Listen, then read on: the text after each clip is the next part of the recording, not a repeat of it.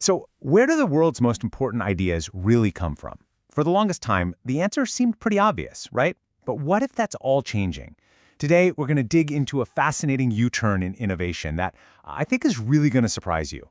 For decades, we've all looked to a handful of places for the next big thing in tech. But what if that entire map is being redrawn right under our noses? What if the next game-changing idea isn't coming from Silicon Valley at all, but from places that most Western companies have, frankly, completely overlooked? Okay, so the story starts with this absolutely staggering challenge, a market of over 1 billion potential new consumers. These are places where standard, off-the-shelf products from the West often show up and just, well, they fail.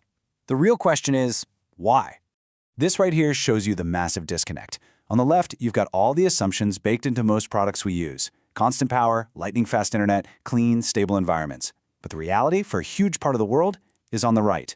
We're talking intermittent electricity, spotty, low-bandwidth connections, and conditions that are dusty and tough. You just can't ship a product from one world into the other and expect it to work. It's a recipe for disaster. But here's the cool part.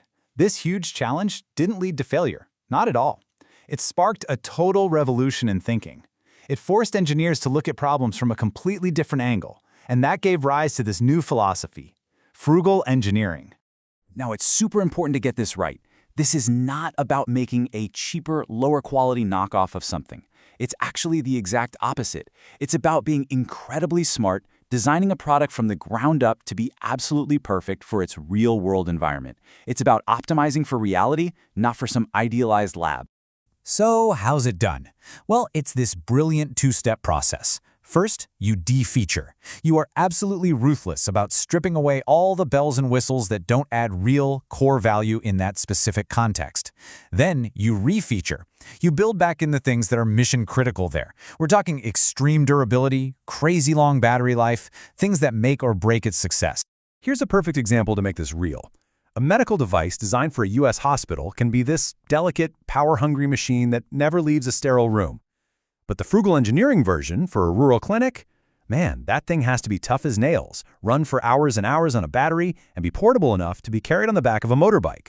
Same core function, but a completely different, and you could argue a much smarter design. All right, and here is where the story takes that amazing U-turn.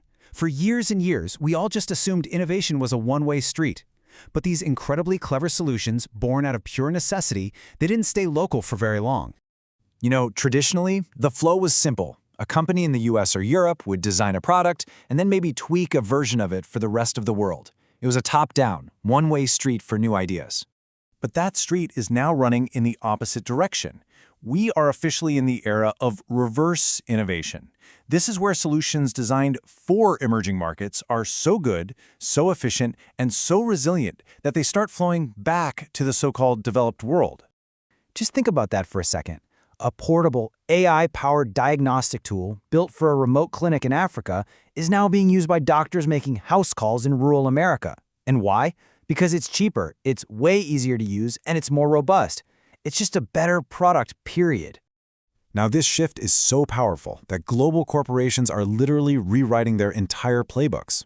So let's take a look at how the smartest companies on the planet are adapting to this new reality. First things first, they're moving their brainpower. R&D centers in places like India and China are no longer just satellite support offices. No way. They are now being designated as lead markets, meaning they are the primary engines developing the next generation of products for the entire globe. And this isn't just a theory, it's happening right now. For example, India is fast becoming the world's hub for affordable health tech and fintech, all driven by the need to serve hundreds of millions of people with accessible solutions. At the same time, China is leading the charge in EV batteries and clean energy, spurred by this massive national push to tackle urban pollution. The innovation is happening there first. The second major strategy is a complete and total rethink of how we build software. It's something called offline-first architecture. This is a massive game changer. The new rules of the road are simple but incredibly demanding. Your apps have to work perfectly when you're offline. They have to be tiny, taking up almost no space on your phone.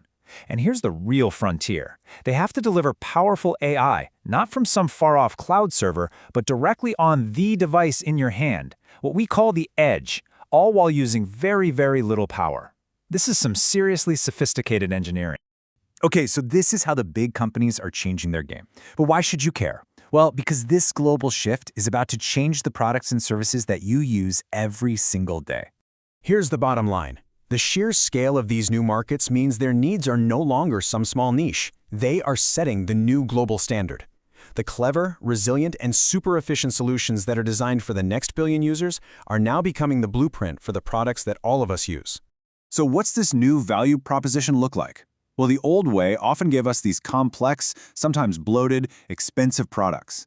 But this new wave of reverse innovation, it delivers products that are not just lower cost, but also more resilient, more efficient, and ultimately way more useful to everyone. And that includes you. So I'll leave you with this one thought.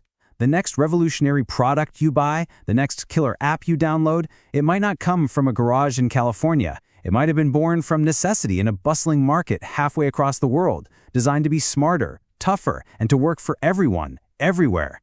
The future isn't just frugal. In many ways, it's already here.